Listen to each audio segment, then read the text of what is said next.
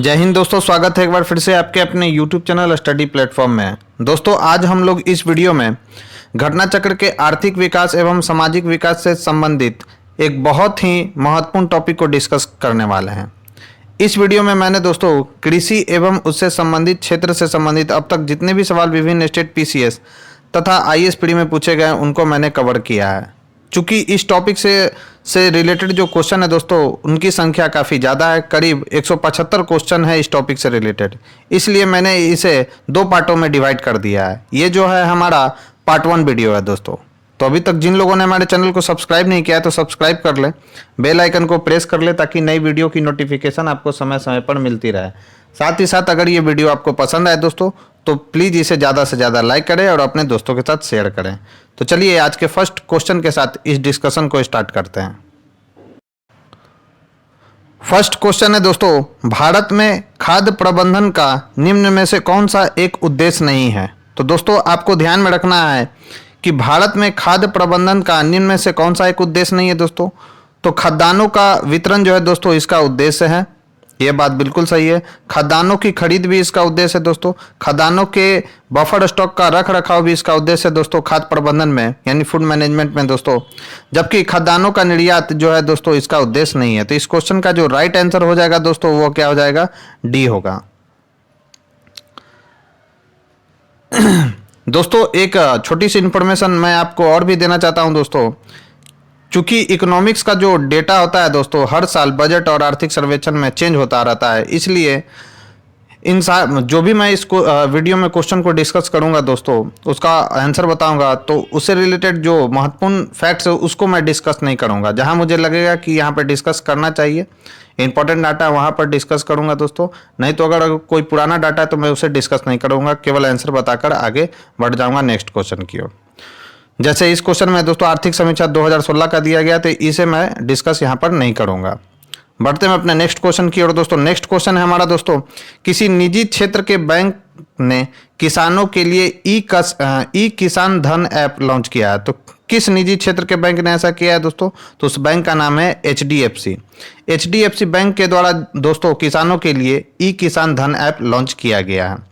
तब देखिए दोस्तों ये लेटेस्ट है, जून 2022 में ही पब्लिश किया गया है। तो निजी क्षेत्र के HDFC बैंक ने जून 2022 में ई किसान धन मोबाइल एप्लीकेशन जारी किया। इस एप्लीकेशन में किसान फसलों के भाव, वैरायटी, मौसम की जानकारी आदि कृषि सूचना के साथ बैंकिंग सेवा का लाभ ले सकेंगे।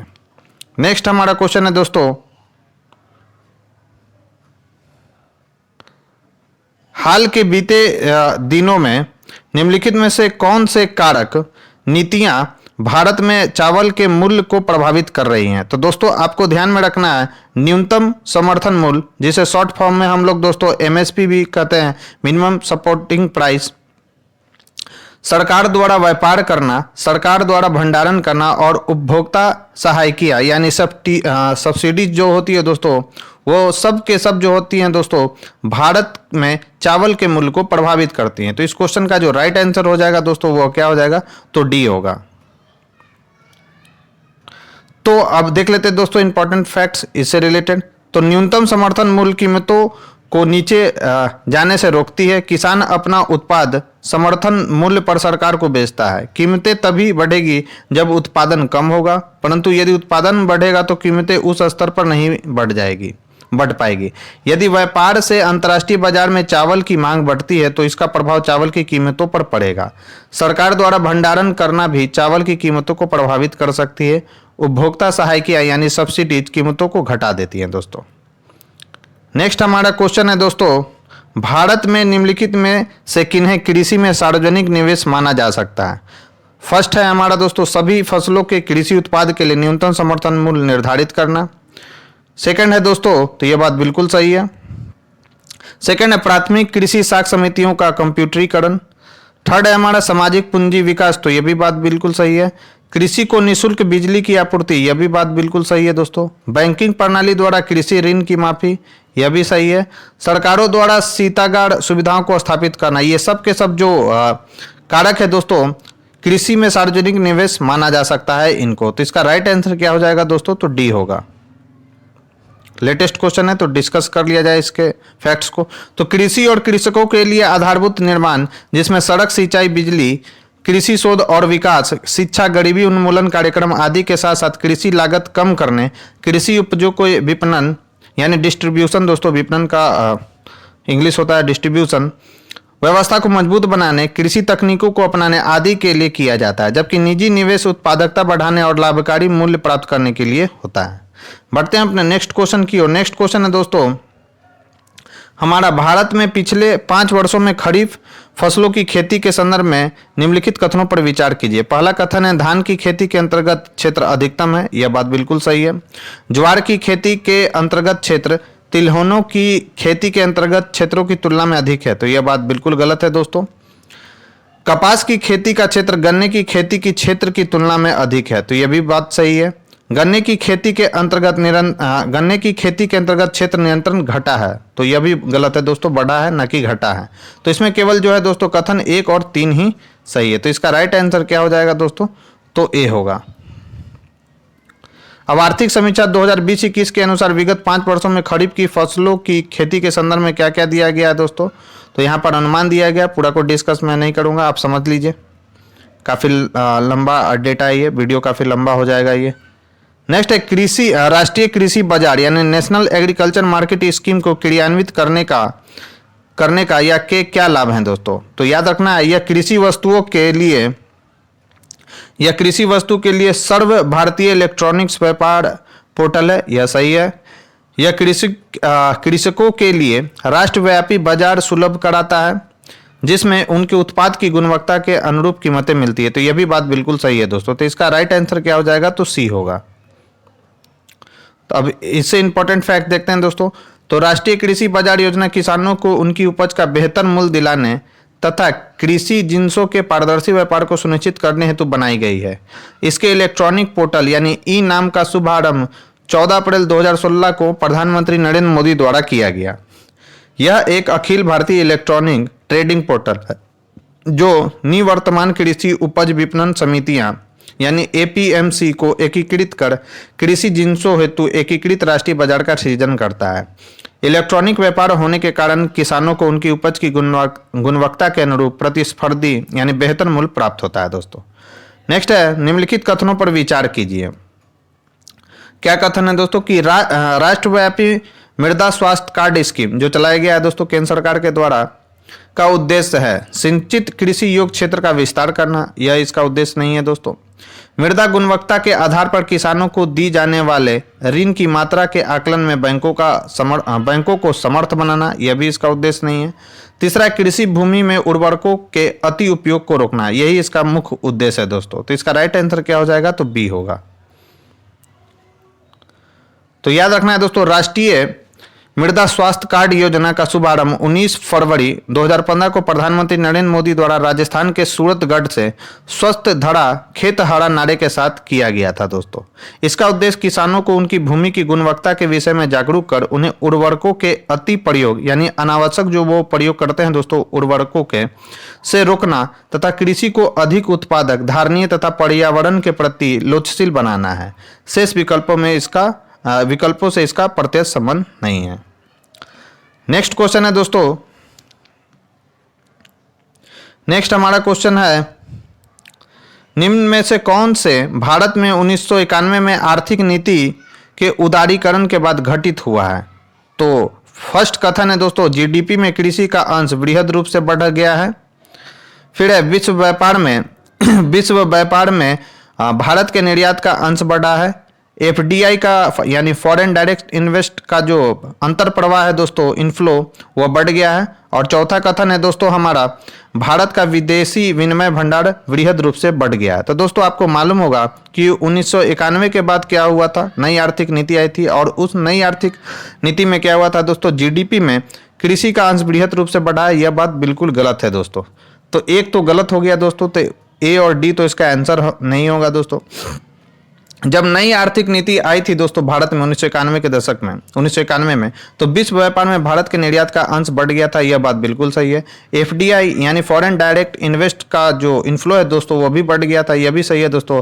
साथ ही साथ उसमें क्या हुआ था, तब भारत का विदेशी विनिमय भंडार बृहत रूप से बढ़ गया था। तो 2, 3 और 4 इसका जो होगा दोस्तों वह करेक्ट आंसर होगा। तो इसका राइट आंसर क्या होगा, तो बी होगा। काफ़ी लंबा डेटा है दोस्तों, उसे मैं यहाँ पर डिस्कस नहीं कर रहा हूँ। नेक्स्ट है हमारा दोस्तों, निम्नलिखित में से क्या भारत में नीली क्रांति से संबंधित है। तो दोस्तों आपको याद रखना है भारत में नीली क्रांति से संबंधित कौन सा है, तो नीली क्रांति से संबंधित है दोस्तों मत्स्य पालन। तो इस क्वेश्चन का राइट आंसर क्या हो जाएगा, सी। अब यहाँ पर नीली क्रांति मत्स्य पालन से संबंधित है। हरित क्रांति किससे संबंधित है, ये भी देख लेते हैं। तो याद रखना है हरित क्रांति खाद्य उत्पादन से संबंधित है। श्वेत क्रांति जो है दोस्तों दुग्ध उत्पादन से संबंधित है। भूरी जो क्रांति है दोस्तों उर्वरक उत्पादन से संबंधित है। पीली जो क्रांति है दोस्तों वह तिलहन उत्पादन से संबंधित है। और लाल क्रांति जो है दोस्तों मांस या टमाटर उत्पादन से संबंधित है। और ये सभी की सभी जो क्रांतियां हैं दोस्तों वो आपको ध्यान में रखना है। इनसे संबंधित जो सवाल है दोस्तों अक्सर एग्जामों में पूछा जाता है। नेक्स्ट है दोस्तों सूरज धारा योजना संबंधित है। तो याद रखना है दोस्तों सूरज जो धारा योजना है वह बीज अदला बदली से संबंधित है। तो इसका राइट आंसर क्या हो जाएगा, तो बी होगा। तो किसान कल्याण एवं कृषि विकास विभाग मध्य प्रदेश सरकार द्वारा संचालित सूरज धारा योजना बीज अदला बदली से संबंधित है। इस योजना के तहत अनुसूचित जाति यानी एससी और जनजाति यानी एसटी के लघु एवं सीमांत कृषकों को 1 हेक्टेयर के लिए दलहनी एवं तिलहनी फसलों की बीज अदला बदली हेतु अनुदान दिया जाता है। नेक्स्ट क्वेश्चन है दोस्तों, निम्नांकित में से कौन भारत में सहकारी कृषि के विचार का समर्थक नहीं था। तो याद रखना है दोस्तों चौधरी चरण सिंह जो थे वे भारत में सहकारी कृषि के विचार के समर्थक नहीं थे, जबकि जवाहरलाल नेहरू, लाल बहादुर शास्त्री और अबुल कलाम जो आजाद थे दोस्तों वह सहकारी कृषि के समर्थक थे। नेक्स्ट क्वेश्चन है, निम्नलिखित में से कौन सा भारत में भूमि सुधार का हिस्सा नहीं है। तो जमींदारी प्रथा का उन्मूलन भूमि सुधार का हिस्सा रहा है दोस्तों। भूमि जोतों की अधिकतम सीमा का निर्धारण यह भी हिस्सा रहा है। काश्तकारी सुधार यह भी जो है दोस्तों भूमि सुधार का हिस्सा रहा है। जबकि बहुफसली योजना जो है दोस्तों वह भूमि सुधार का हिस्सा नहीं रहा है। तो इसका राइट आंसर क्या हो जाएगा, तो डी होगा।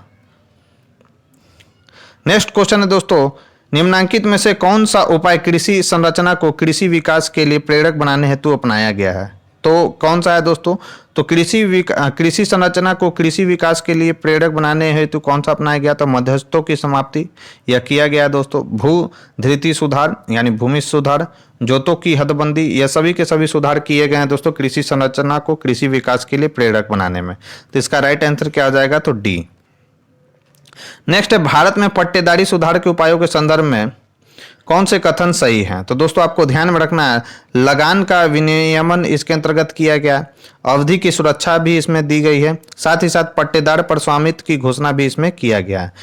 इसलिए इस क्वेश्चन का जो राइट आंसर हो जाएगा दोस्तों वो क्या हो जाएगा, डी, यानी 1, 2, 3 जो कथन दिया गया दोस्तों वह बिल्कुल सही है। अब यहाँ पे लैंड रिफॉर्म से संबंधित महत्वपूर्ण पॉइंट्स को एक बार डिस्कस कर लिया जाए दोस्तों। तो समान रूप से भूमि सुधार यानी लैंड रिफॉर्म तथा विशेष रूप से पट्टेदारी सुधार यानी टेनेंसी रिफॉर्म का उद्देश्य सामाजिक न्याय के दृष्टिकोण से पट्टों या जोतों के स्वामित्व का पुनर्वितरण तथा भूमि के अनुकूलतम उपयोग की दृष्टि से प्रचलनात्मक जोतों को पुनर्संगठित करना है। भूमि सुधारों के तहत मध्यवर्तियों का उन्मूलन और पट्टेदारी सुधार जिसके तहत लगान का विनियमन, पट्टेदार हेतु पट्टा अवधि की सुरक्षा तथा उन्हें पट्टेदारी का स्वामित्व प्रदान करना शामिल है। इस पूरी अवधारणा का उद्देश्य वास्तविक कृषकों को अधिकतर अधिकार प्रदान कर उन्हें राज्य के प्रत्यक्ष संपर्क में लाना है। पट्टेदारी की सुरक्षा और लगान के विनियमन के साथ वास्तविक कृषकों को पट्टेदार पर स्वामित्व प्रदान करना कृषकों को उनके श्रम का समुचित प्रतिफल उपलब्ध कराने हेतु आवश्यक है। नेक्स्ट है दोस्तों, भारत में सीमांत जोत का आकार है। तो याद रखना है भारत में जो सीमांत जोत का आकार है दोस्तों वह 1 हेक्टेयर से कम होता है। तो इसका राइट आंसर क्या होगा, तो डी। अब यहाँ पर दिया गया है दोस्तों कृषि संगणना 2015-16 के अनुसार भारत में सीमांत जोत का आकार 1 हेक्टेयर से कम है। अर्ध जोतों का आकार कितना है दोस्तों, 1 से लेकर 2 हेक्टेयर के बीच है। अर्ध मध्यम जोत का आकार कितना है दोस्तों, तो 2 से 4 हेक्टेयर है। मध्यम जोतों का आकार कितना है, तो 4 से 10 हेक्टेयर है।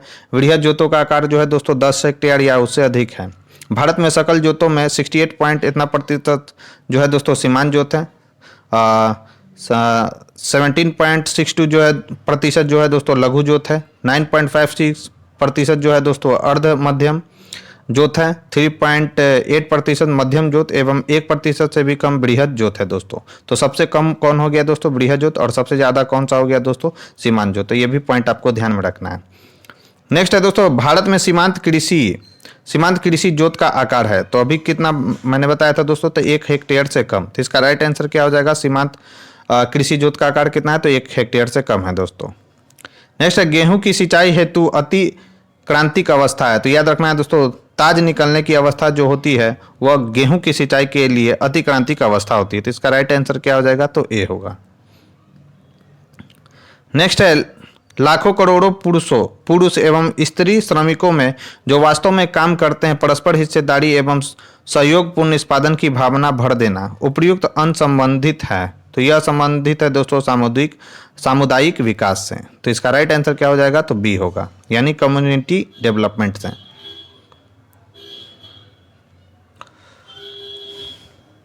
नेक्स्ट है दोस्तों, भारत में धीमी कृषि विकास गति के लिए निम्नलिखित में से कौन प्रभावी कारण है? तो याद रखना है, ग्रामीण जो निर्धनता है दोस्तों वह भारत में धीमी कृषि विकास गति के लिए एक प्रभावी कारण माना जाता है। तो इसका राइट आंसर क्या हो जाएगा? तो ए होगा। नेक्स्ट है, सूची 1 को सूची 2 से मिलान करना है। तो बड़े सीमांतों को आवंटित भूमि, मालगुजारी के इजारेदारों तथा तहसीलदारों को आवंटित भूमि, उप किराएदारी पर देने, गिरवी रखने, हस्तांतरण करने, उपहार देने तथा विक्रय करने के अधिकार सहित प्रत्येक किसान को आवंटित भूमि और ग्राम स्तर पर की गई भू राजस्व बंदोबस्त। तो इसका आंसर देख लेते हैं।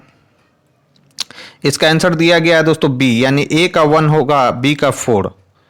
ए का 1 हो जाएगा यानी जागीरदारी प्रणाली है, बी का 4 हो जाएगा यानी जमींदारी प्रणाली है, और सी का दूसरा हो जाएगा यानी उप किराएदारी न देने पर या गिरवी रखने पर ये हो जाएगा दोस्तों रैयतवाड़ी, और ग्राम स्तर पर की गई भू राजस्व बंदोबस्त किससे हो जाएगा दोस्तों? तो महलवाड़ी प्रणाली से। नेक्स्ट है, भारत की काली मिट्टी उत्पादन के लिए बहुत उपयुक्त होती है। तो सभी को मालूम होगा दोस्तों, काली मिट्टी जो होती है वह कपास के फसल के उत्पादन के लिए काफ़ी उपयुक्त मानी जाती है। इसे रेगुड़ मिट्टी भी कहा जाता है दोस्तों। तो ये भी पॉइंट आपको ध्यान में रखना है।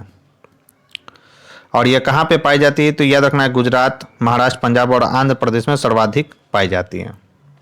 नेक्स्ट है, कृषि उत्पादन में काष्ठ के ही हलों के स्थान पर इस्पात के हलों का उपयोग निम्नलिखित में से किसका उदाहरण है? तो याद रखना है दोस्तों, पूंजी बढ़ाने वाली प्रौद्योगिकियां प्रगति का यह उदाहरण है। तो इसका राइट आंसर क्या हो जाएगा? बी। नेक्स्ट है, भारत के सकल घरेलू उत्पाद में कृषि एवं उससे संबंधित प्रक्षेत्र का अंश कितना है? तो याद रखना है दोस्तों 15% है। और अगर हम बात करें 2019-20 का जो आंकड़ा है उसमें बढ़कर कितना हो गया दोस्तों? तो 17.8%। नेक्स्ट है, भारत की राष्ट्रीय आय में कृषि का योगदान है लगभग। तो प्रश्न में यह इंगित नहीं है कि किस वित्त वर्ष की राष्ट्रीय आय के यहाँ पर दिया नहीं गया दोस्तों वित्त वर्ष कौन सा होगा, तो इसलिए इस क्वेश्चन में स्टार लगा हुआ है। तो अगर हम नवीनतम देखें तो 19-20 के अस्थायी आंकड़ों में यह 17.8 था दोस्तों, याद रखना है।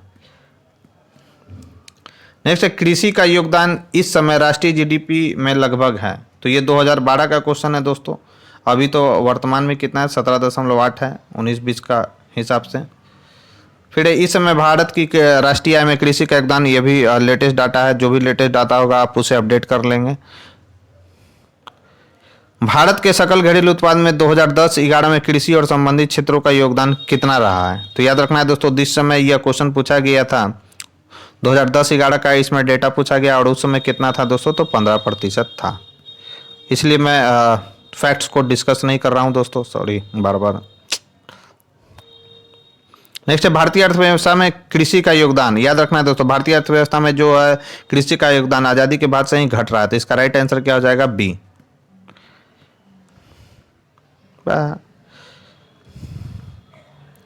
नेक्स्ट है, आर्थिक नियोजन के युग के आरंभ से भारत की सकल राष्ट्रीय आय में कृषि का हिस्सा, तो याद रखना है दोस्तों क्या हो रहा है? तो निरंतर कम होता जा रहा है। फैक्ट्स मैं डिस्कस नहीं कर रहा हूँ दोस्तों, काफ़ी ज़्यादा फैक्ट है। 30 नंबर क्वेश्चन है दोस्तों, NSSO के 17वें चक्र द्वारा संचालित कृषक कुटुंबकों की स्थिति आकलन सर्वेक्षण के अनुसार निम्नलिखित कथनों पर विचार कीजिए। राजस्थान में ग्रामीण कुटुंबकों में कृषि कुटुंबकों का प्रतिशत सर्वाधिक है। दूसरा कथन है, देश के कुल कृषि कुटुंबों में 60% से कुछ अधिक OBC के हैं।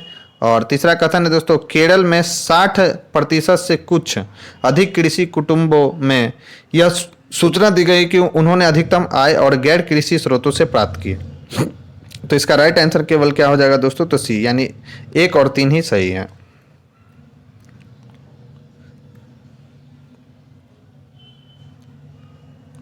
नेक्स्ट है दोस्तों, राष्ट्रीय प्रतिदर्श सर्वेक्षण कार्यालय के 2014 के अनुमान के अनुसार ग्रामीण परिवारों में कृषि में विनियोजित ग्रामीण परिवारों का प्रतिशत है। तो कितना है दोस्तों, तो 57.8% है। नेक्स्ट है, निम्न में से किस प्रांत में सोयाबीन खेती के अंतर्गत क्षेत्र सर्वाधिक है? तो वह कौन सा क्षेत्र है दोस्तों, तो वह है मध्य प्रदेश। तो इस क्वेश्चन का राइट आंसर क्या हो जाएगा, तो सी होगा।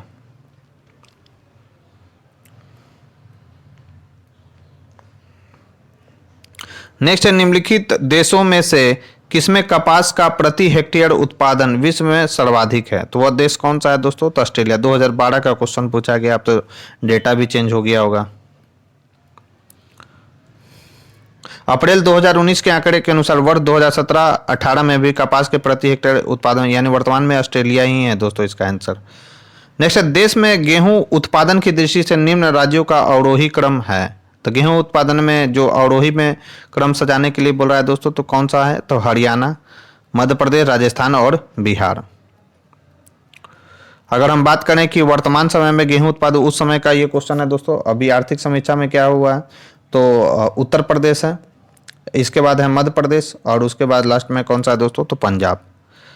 नेक्स्ट है, भारत में फसलों की बुआई के अंतर्गत शुद्ध क्षेत्रफल है, तो 14 करोड़ है दोस्तों। 2016 का क्वेश्चन है ये। नेक्स्ट, निम्न में से किस वर्ष में खाद्यान्न उत्पादन में वृद्धि दर ऋणात्मक रही है? तो कौन सा है दोस्तों, तो 2004-5 में जो है दोस्तों, वह खाद्यान्न उत्पादन में वृद्धि दर क्या रही है, ऋणात्मक रही है।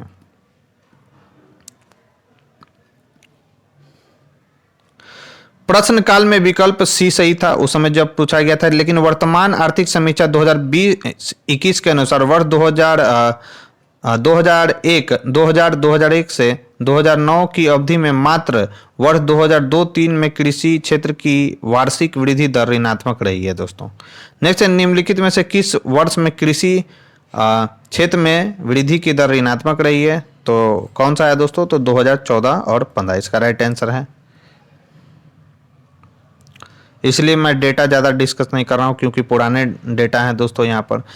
किस वर्ष कृषि और संबंध क्षेत्रों की वार्षिक औसत वृद्धि दर नकारात्मक हो गई थी? तो वह कौन सा था दोस्तों, तो वह था 2002-3। तो इसका राइट आंसर क्या हो जाएगा, ए।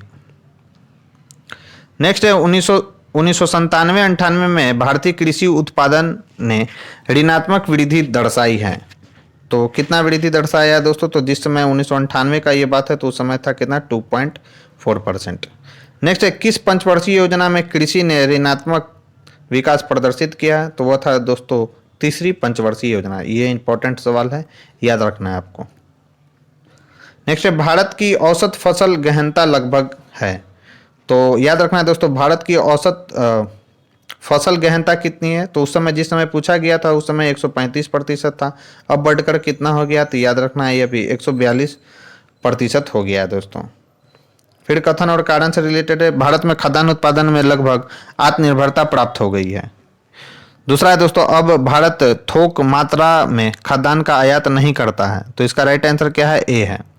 यानी ए और आर दोनों, यानी कथन और कारण दोनों सही है, और आर जो है कथन की सही व्याख्या भी कर रहा है। फिर निम्न कथन से हम क्या समझते हैं? भारत ने राष्ट्रीय खाद्यान्न सुरक्षा प्राप्त कर ली है परंतु पारिवारिक सुरक्षा नहीं प्राप्त की है। तो इसका राइट आंसर क्या समझा जाएगा दोस्तों? तो खाद्यान्न स्टॉक पर्याप्त है परंतु सभी परिवारों को उसे प्राप्त करने की सामर्थ्य नहीं है। इसका राइट आंसर डी होगा। नेक्स्ट है पीडीएस के संबंध में वर्ष 2000 में प्रकाशित लेखा एवं परीक्षा नियंत्रक की रिपोर्ट के अनुसार वर्ष 1992-93 से वर्ष 1998-99 में खाद्यान्न पर दिए जाने वाले अनुदान में वृद्धि हुई।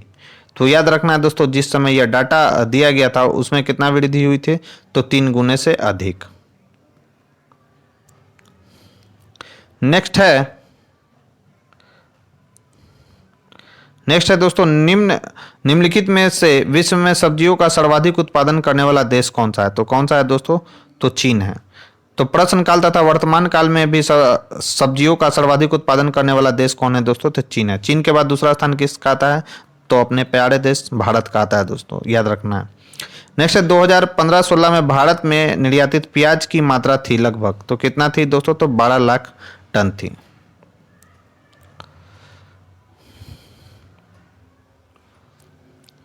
नेक्स्ट निम्नलिखित कॉफी उत्पादक देशों को उनके कॉफी उत्पादन यानी 2016 का यह क्वेश्चन पूछा गया दोस्तों को अवरोही क्रम में व्यवस्थित करें तथा नीचे दिए गए कुट से सही उत्तर का चयन करें।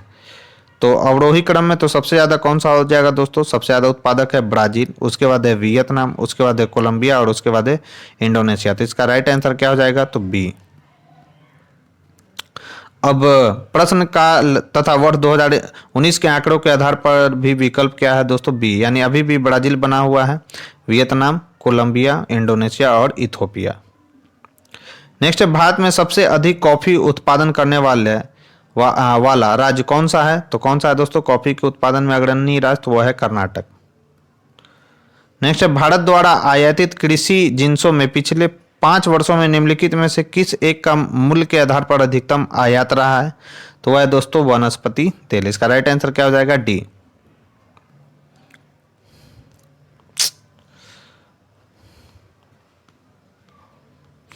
नेक्स्ट है निम्नलिखित दलहनों में से किसका 2015-16 में सर्वाधिक आयात किया गया था? तो वह कौन था दोस्तों? तो मसूर था, जिसका 15-16 में सर्वाधिक आयात किया गया था।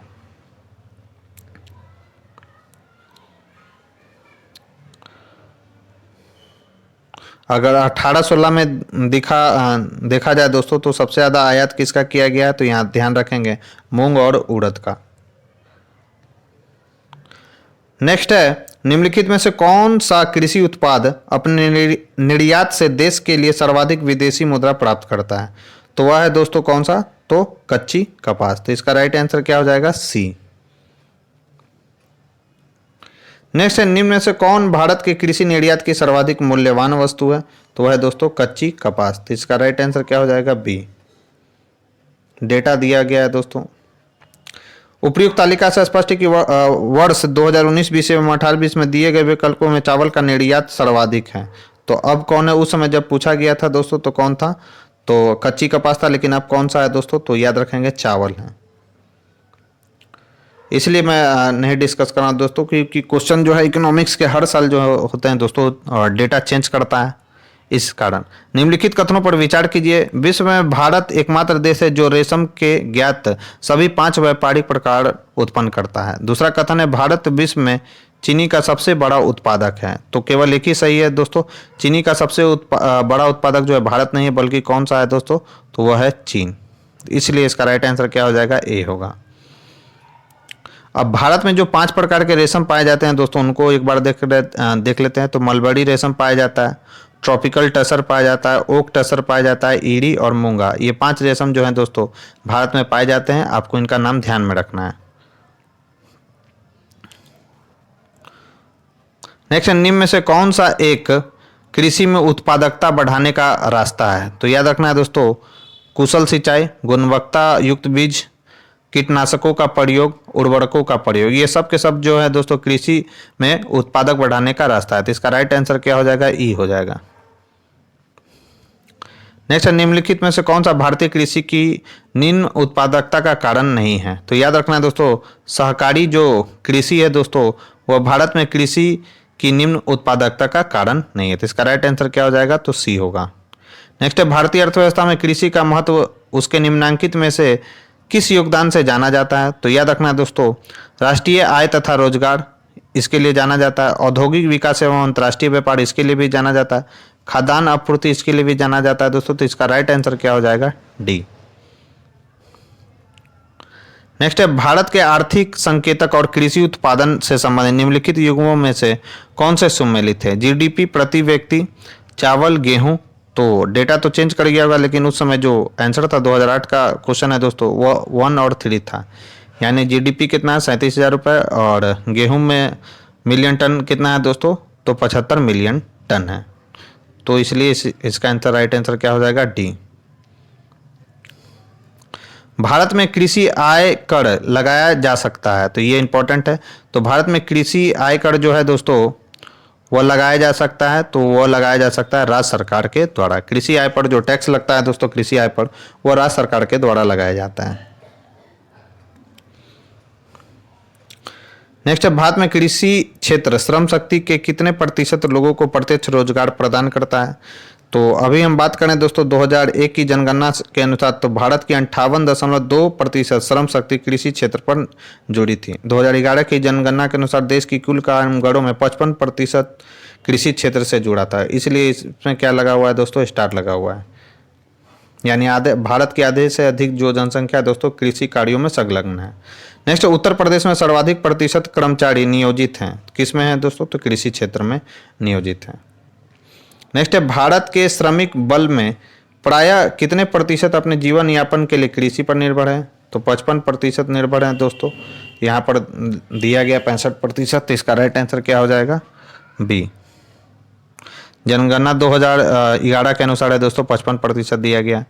नेक्स्ट, निम्न में से नकदी फसल कौन सी नहीं है? तो याद रखना है दोस्तों, ज्वार जो है वह नकदी फसल नहीं है, जबकि जूट, मूंगफली और गन्ना जो है दोस्तों वह एक नकदी फसल है। तो इंपॉर्टेंट सवाल है ये। नकदी फसलें वो फसलें होती हैं जिनका उत्पादन वाणिज्यिक उद्देश्य से किया जाता है, न कि उपभोग के उद्देश्य से। उपयुक्त विकल्पों में ज्वार को मोटे खाद्यान्न फसलों के अंतर्गत श्रेणीबद्ध किया जाता है। शेष सभी नकदी फसल हैं। खाद्यान्न फसल कौन कौन से? तो खाद्यान्न फसल देख लीजिए दोस्तों, जो खाने के लिए होते हैं, चावल, गेहूं, मक्का, मोटे अनाज, दलहन इत्यादि। गैर खाद्यान्न यानी नकदी, जिनका वाणिज्य व्यापार के लिए जो फसलें होती है दोस्तों, उनको नकदी फसलें कहा जाता है। तिलहन, मूंगफली, रेपसीड और सरसों। रेशेदार में कौन कौन से आ जाएंगे? तो कपास, जूट, मेसा। बागवानी फसल में चाय, कॉफी, रबर। अन्न क्या हो जाएंगे दोस्तों? तो गन्ना, तंबाकू और आलू। नेक्स्ट है, काली क्रांति संबंधित है। तो याद रखना है दोस्तों, काली क्रांति जो है दोस्तों कच्चा तेल उत्पादन से संबंधित है। तो इस क्वेश्चन का राइट आंसर क्या हो जाएगा? तो सी। अब बहुत ही महत्वपूर्ण क्रांति है दोस्तों, यहाँ पर कुछ कुछ जिन्हें आपको ध्यान में रखना है। हरित क्रांति खाद्यान्न उत्पादन से पहले भी आ चुका है। ग्रे क्रांति जो है दोस्तों उर्वरक उत्पादन से संबंधित है। गुलाबी क्रांति जो है दोस्तों झींगा या प्याज उत्पादन से संबंधित है। नीली क्रांति जो है दोस्तों मत्स्य उत्पादन से संबंधित है। लाल क्रांति जो है दोस्तों टमाटर और मांस से संबंधित है। श्वेत क्रांति जो है दोस्तों दुग्ध उत्पादन से संबंधित है। पीली क्रांति तिलहन उत्पादन से। काली क्रांति जो है दोस्तों कच्चा तेल उत्पादन से संबंधित है। नेक्स्ट है, कृषि विशेष कृषि एवं ग्राम उद्योग योजना का मुख्य उद्देश्य क्या है? तो विशेष कृषि एवं ग्राम उद्योग योजना का मुख्य उद्देश्य क्या है दोस्तों? तो इसका राइट आंसर है कृषि निर्यात का संवर्धन करना, इसका मुख्य उद्देश्य है। नेक्स्ट है, भारत में फसल बीमा योजना का शुभारंभ कब हुआ था? तो इंपॉर्टेंट सवाल है। भारत में फसल बीमा योजना का शुभारंभ कब हुआ था दोस्तों? तो 1985 में हुआ था दोस्तों फसल बीमा योजना का शुरुआत। नेक्स्ट है, राष्ट्रीय कृषि बीमा योजना भारत के किस वर्ष में प्रारंभ हुई थी? तो ये भी इंपॉर्टेंट सवाल है दोस्तों, कभी पूछ सकता है। राष्ट्रीय कृषि बीमा योजना जो है दोस्तों 1999 से 2000 के बीच में स्टार्ट हुआ था। तो इसका राइट आंसर क्या हो जाएगा? तो सी। नेक्स्ट, व्यापक फसल बीमा योजना के स्थान पर राष्ट्रीय कृषि बीमा योजना लागू की गई थी। तो कब लागू किया गया था दोस्तों? तो 1999 में लागू किया गया था। नेक्स्ट है, किस वित्तीय वर्ष के संघीय बजट में राष्ट्रीय कृषि बीमा योजना को खरीफ फसल पर भी लागू किया गया था? तो वह था दोस्तों 2004-05। नेक्स्ट है, उत्तर प्रदेश में किसान वही योजना लागू की गई थी। तो कब लागू किया गया था दोस्तों? तो ये उत्तर प्रदेश का सवाल है। 1992 ईस्वी में लागू किया गया था। नेक्स्ट है, निम्न कथनों पर विचार कीजिए। त्वरित सिंचाई लाभ कार्यक्रम 1996-97 में गरीबी किसानों को ऋण सहायता उपलब्ध कराने के लिए आरंभ किया गया था। दूसरा, कमांड क्षेत्र विकास कार्यक्रम में 1974-75 में जल उपयोग दक्षता का विकास के लिए शुरू किया गया था। इसका राइट आंसर केवल दो है दोस्तों, यानी कमांड क्षेत्र विकास कार्यक्रम जो कि 1974-75 में लाया गया था दोस्तों, वह जल उपयोग दक्षता का विकास करने के लिए शुरू किया गया था। नेक्स्ट है, राष्ट्रीय कृषि आय। राष्ट्रीय कृषि विकास योजना के संबंध में निम्न कथनों पर विचार करिए और बताइए कि इनमें से कौन से कथन सही नहीं है। स्टार लगा हुआ है इसमें, तो बहुत लंबा है दोस्तों, इसे मैं छोड़ दे रहा हूँ। नेक्स्ट है, राष्ट्रीय कृषि विकास योजना के लिए निम्नलिखित में से कौन सी वित्त व्यवस्था सही है। तो राज्य 0% और केंद्र का उसमें क्या रहेगा दोस्तों, 100%। यह व्यवस्था सही है। नेक्स्ट है, राष्ट्रीय कृषि विकास योजना में किसे शामिल नहीं किया गया है। तो याद रखना है दोस्तों, किसे शामिल नहीं किया गया, तो इसमें मिट्टी परिरक्षण प्रयोगशाला को शामिल किया गया, उर्वरक गुण नियंत्रण प्रयोगशाला को भी इसमें शामिल किया गया, कृषि यंत्र परीक्षण प्रयोगशाला को भी इसमें शामिल किया गया दोस्तों राष्ट्रीय कृषि विकास योजना में। साथ ही साथ कृषि अभियांत्रिकी, इसको भी इसमें शामिल किया गया है। इसलिए इस क्वेश्चन का राइट आंसर क्या हो जाएगा, ई होगा। नेक्स्ट है, 8वीं योजना के अंतर्गत योजना आयोग ने भारत को जितने प्रमुख कृषि जलवायु प्रदेशों में विभक्त किया है वह संख्या है, तो वह है दोस्तों 15। बहुत ही ज़्यादा इंपॉर्टेंट है दोस्तों। भारत को कितने कृषि जलवायु प्रदेशों में बांटा गया है दोस्तों, तो याद रखना है दोस्तों, कितने जलवायु प्रदेशों में बांटा गया है, तो 15। नेक्स्ट है, राष्ट्रीय हॉर्टिकल्चर मिशन किस पंचवर्षीय योजना में आरंभ किया गया था। तो याद रखना है दोस्तों, 10वीं पंचवर्षीय योजना में आरंभ किया गया था राष्ट्रीय हॉर्टिकल्चर मिशन। तो ये भी VVI क्वेश्चन है, याद रखेंगे। नेक्स्ट है, राष्ट्रीय बागवानी मिशन कब प्रारंभ किया गया था। तो याद रखना है, राष्ट्रीय बागवानी जो कार्यक्रम है दोस्तों, अक्सर सवाल पूछ लिया जाता है, मई 2005 में स्टार्ट किया गया था। इंपॉर्टेंट सवाल है, पहले भी मैं बता दे रहा हूँ, जिसे आपको ध्यान में रखना है। नेक्स्ट, निम्न में से कौन सा राज्य राष्ट्रीय बागवानी मिशन से आच्छादित है। तो कौन सा राज्य है दोस्तों, तो उत्तर प्रदेश जो राज्य है दोस्तों, वह राष्ट्रीय बागवानी मिशन से आच्छादित है। नेक्स्ट, निम्नलिखित में से कौन सा राष्ट्रीय बागवानी मिशन का उद्देश्य नहीं है। तो दोस्तों आपको याद रखना है, वित्तीय सहायता प्रदान करना राष्ट्रीय बागवानी मिशन का उद्देश्य नहीं है। तो इस क्वेश्चन का राइट आंसर क्या हो जाएगा, ए होगा। जबकि बागवानी क्षेत्र में ऊंची समृद्धि प्राप्त करना इसका उद्देश्य है। सस्योत्तर व्यवस्था यानी पोस्ट हार्वेस्ट मैनेजमेंट भी इसका उद्देश्य है। मानव संसाधन विकास भी यानी ह्यूमन रिसोर्स डेवलपमेंट भी इसका जो है दोस्तों उद्देश्य है राष्ट्रीय बागवानी मिशन का। नेक्स्ट है, कृषि श्रमिक सामाजिक सुरक्षा योजना उपलब्ध कराती है। तो याद रखना है दोस्तों, कृषि श्रमिक सामाजिक सुरक्षा क्या उपलब्ध कराती है, तो पेंशन एवं बीमा का लाभ जो है दोस्तों यह उपलब्ध कराती है। तो इसका राइट आंसर क्या हो जाएगा, तो सी। नेक्स्ट है, लघु कृषक योजना आरंभ की गई थी। तो याद रखना है दोस्तों, लघु कृषक योजना जो है प्रोग्राम 1971 से देश के 1818 विकास खंडों में प्रारंभ की गई थी। तो इसका राइट आंसर 1971 होगा दोस्तों, जो कि कुछ भी ऑप्शन में नहीं है, इसलिए स्टार लगा हुआ है। नेक्स्ट है, राष्ट्रीय खाद्य सुरक्षा कानून के संदर्भ में कौन से कथन सत्य नहीं है। तो दोस्तों आपको याद रखना है, इसके केवल 2 अनुच्छेद हैं जो कीमत की समस्या और भोजन की पौष्टिकता के स्तर को निर्धारित करते हैं। यह जो कथन दिया गया है दोस्तों इसमें गलत है। नेक्स्ट है, राष्ट्रीय खाद्य सुरक्षा अधिनियम के संदर्भ में निम्नलिखित कथनों में से कौन से सही है। यह 75% ग्रामीण और 50% शहरी जनसंख्या को आच्छादित करेगी। दूसरा कथन, महिला और बच्चों को पोषण संबंधी सहायता पर विशेष ध्यान देना।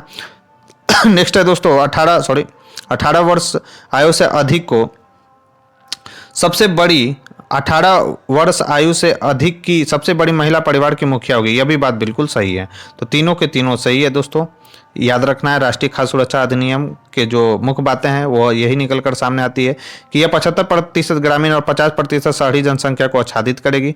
महिला और बच्चों को पोषण संबंधी सहायता पर विशेष ध्यान देगी। 18 वर्ष से अधिक उम्र की जो महिला है दोस्तों परिवार में, वो मुखिया होंगी। तो यह भी तीनों के तीनों कथन सही है। तो इसका राइट आंसर क्या हो जाएगा दोस्तों, तो सी होगा। कब आया था, तो याद रखना 10 दिसंबर 2013 को राष्ट्रीय खाद्य सुरक्षा अधिनियम अधिसूचित किया गया था दोस्तों। तो ये भी याद आपको रखना है। और ये इसमें कौन कौन से इंपॉर्टेंट फैक्ट्स और भी हैं, तो मात्र परिवार को 3 रुपये, 2 रुपये और 1 रुपये में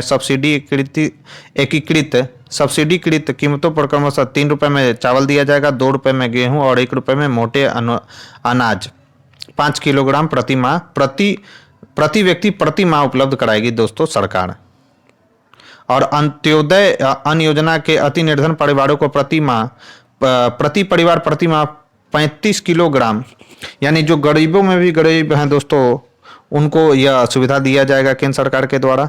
18 वर्ष या उससे अधिक आयु की महिला को, ये मैंने डिस्कस कर दिया। महिलाओं और बच्चों को पोषण संबंधी भी इसमें सुविधाएं प्रदान की जाएगी। नेक्स्ट, निम्नलिखित कथनों पर विचार कीजिए।